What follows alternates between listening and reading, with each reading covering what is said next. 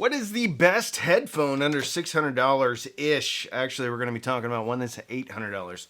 But today, we're talking about the Moondrop Venus compared to the Hifiman Sandara, compared to the Hifiman Edition XS, compared to the Meze 109 Pro. So sit down, grab a cup of coffee, and let's talk about these headphones and which one's the best.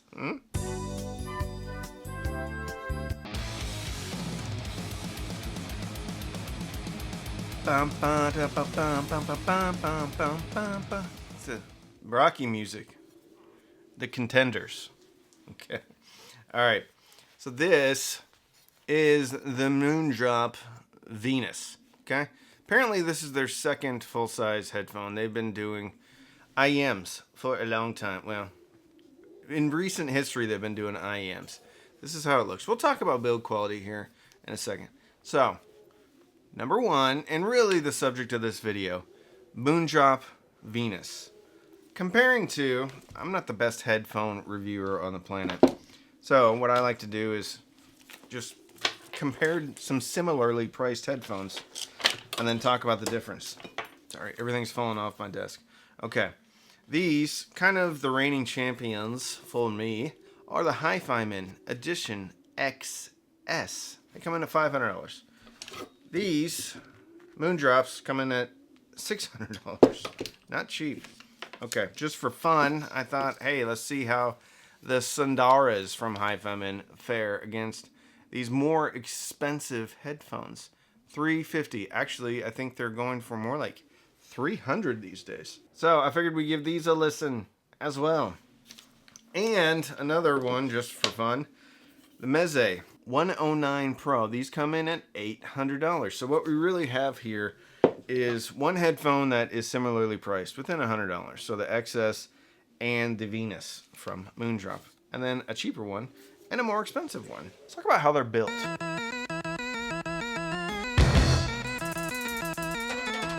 So these are built really well. They're pretty heavy duty. And I don't think there's one piece of plastic on this entire headphone. Outside of the head strap thingy, I don't think there's any plastic on here. So, kind of the driver cover over here, all metal, of course. And a lot of times you run your finger along here and you can feel like it's kind of sharp, but it's not terribly sharp. It's not gonna like cut you. So, well done. Okay. Here, right here on this pivot point, look at that. It's super industrial. They're not putting any badging on here or anything. It's just 6 screws. I think that's pretty cool. And then it rotates right here. This band is metal, and actually, if you just kind of stretch that out a bit, the whole driver here, not the driver, but the ear cup assembly kind of drops out. And then kind of this weird-ish band that jets out, but again, all metal. Very nice.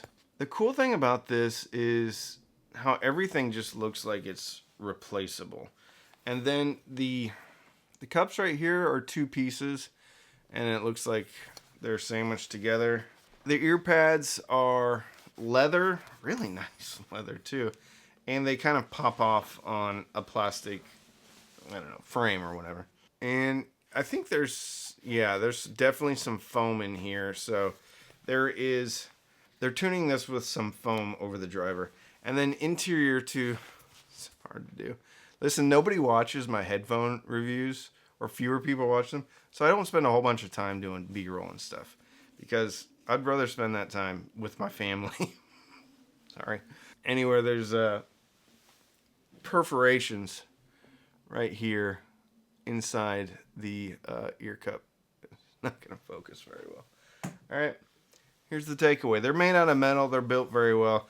It can be a little bit on the heavy side, but with the way the headband is done, and this headband's pretty thick. So, this is how they look on my noggin. Okay? I always got a kick. Like, listen, I get that this is a thing to have this type of design, but I always got a kick out of it because it looks somewhat ridiculous to the layman. To headphone people, we're like, oh yeah, that's just the way it's built. To regular people out there, they think it looks ridiculous. Okay. These are big. I think they have a 100mm driver. 100mm driver. I have zero complaints about the build quality. I do wish that they would identify the right and the left a little bit more so that I don't have to wrap a piece of tape around it or something. They do have, right down here, you can barely see it, a little R and an L. Guess what? When it's late at night, a little bit dark out, kind of difficult. So I was comparing, oh, well, you know what? Let's do a little transition.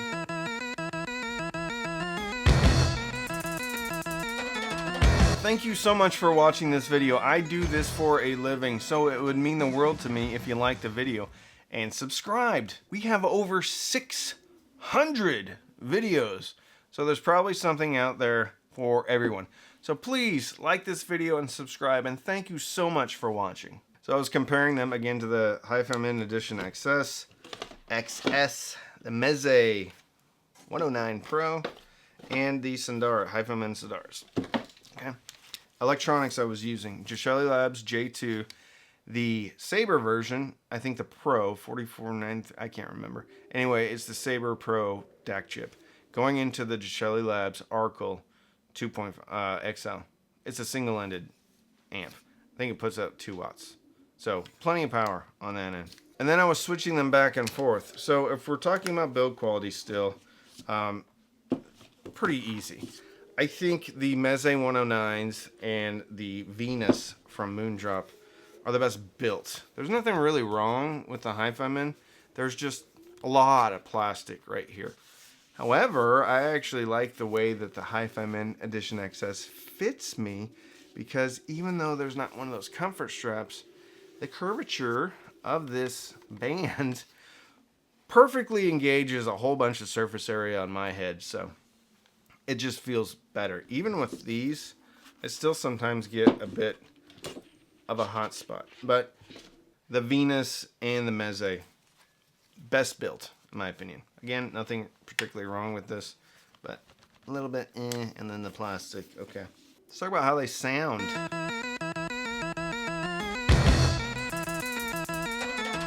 So what I did was I listened to these pretty much, I don't know, all day, one day. Wasn't really like writing notes down, just trying to get to know them. And then the next day I compared them directly, A, B, C, D'd them directly to the other headphones. And I was listening to The Unforgiven by Metallica. Great song, because it has acoustic guitars, it has electric guitars. There's a whole bunch of stuff you can listen for in that song. I also listened to, I can't remember what the other song is. I need to pull out my notes to see what the other songs are. Man, my eyesight is just, I wouldn't say going. I think it's getting a bit better. But it was like one day I just woke up. I'm 46. One day I legit woke up and I'm just like, I can't see anything. And it was a very quick downfall for my vision. You don't want to hear that, though. You want to hear about these headphones. All right, notes. So, Unforgiven, Metallica, Black Album, the remastered version, which incidentally came out in September last year. Maybe it was a year ago last year. Anyway, I got the box set. Unforgiven. The first 15 seconds is mostly acoustic guitars, and that comes in with a big bass hit. And then Lars comes in with the snare. And on the Venus, really pronounced on the snare drum. Bass is good, clean. Sibilant though. So there is definitely some sibilance going on during that track. Now, I think that track was recorded a bit spicy. However, when I listened to the Edition XS, it controlled the sibilance way better. And the snare drum wasn't nearly as pronounced. It sounded more natural. Now, this might not be a bad thing. For me, it was a bit distracting with that song. I listened to other songs, though, with it. Mumford & Sons. Why do people hate on Mumford & Sons? I think they're awesome. Anyway, with Mumford & Sons, sounded great. I think there's something going on with these, though. once again, kind of in a weird place.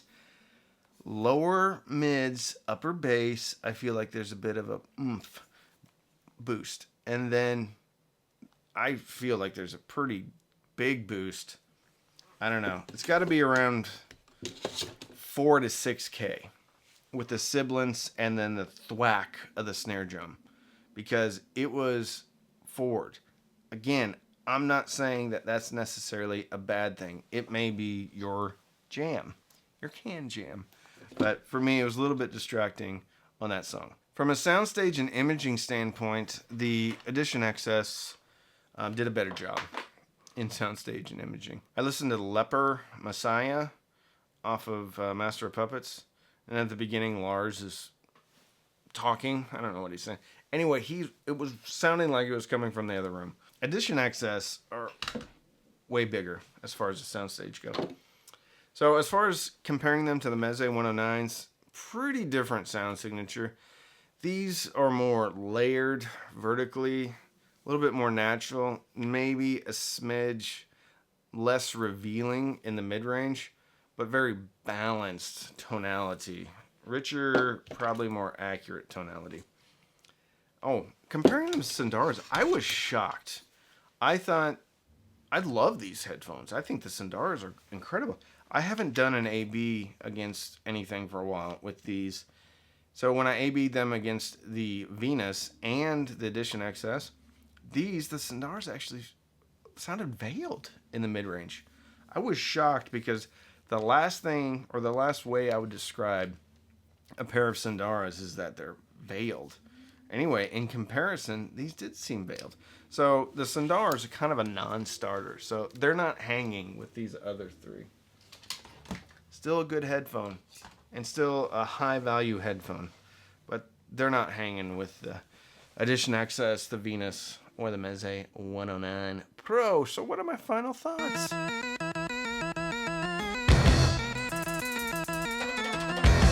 I think these are okay. I think they sound okay. Pretty good. They're built like a tank. I love the way they're built. I love it's kind of a no-nonsense. They're not making any apologies about the screws here. To me, it looks like this thing can be completely rebuilt or fixed if you need to. That bump in the upper mid-range, lower treble, that 3/6, the sibilant range, it's spicy. It's pushing forward, and it was distracting for me with my listening taste. It could be great for you if you have a genre of music that needs a little bit of that, then I think you're great. Personally, for me, the Edition XS is better suited for my listening, I don't know, predilections, desires. Hifiman Edition XS, not even remotely built as well. I mean, this is all plastic on the Edition XS. They still sound great. As far as the Meze 109 Pros, kind of a different animal. So, we have a dynamic driver versus a planar magnetic. Oh, also, these need some power. So make sure you got a watt or more. 18 ohm, and even the Edition XS were way more efficient. Or at least they sounded a lot louder when I put them on at the same volume. I know that doesn't matter. Anyway.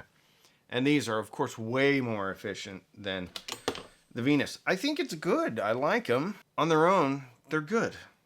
They're good. I still heard that sibilance. That was, I wouldn't say it's a deal breaker. Bass on here is almost a bit boosted in that upper bass range. Okay? But it sounded good. Good. It sounded good. I'm kind of nitpicking. I'm trying to kind of being hard on these, but they're good. It's $600 is a lot, even with the build quality, though. Their cables are pretty good. It's like a fabric-y cable. They come with a 3.5 millimeter and then a 4.4 Pentagon balanced. I didn't hear any microphonics through this into the headphones, so it was good. They're good. I think they're overpriced a bit. I think if these are even just $500, maybe, Now, one can play with the foam in here, the tuning, they can do all sorts of stuff. But for me, in my journey at this point, that is not something I want to be doing. I don't want to be rolling ear pads. I don't want to be sticking foam in the ear cups to make them sound better. Now, I do have an equalizer on my Weem Pro that I could have messed around with.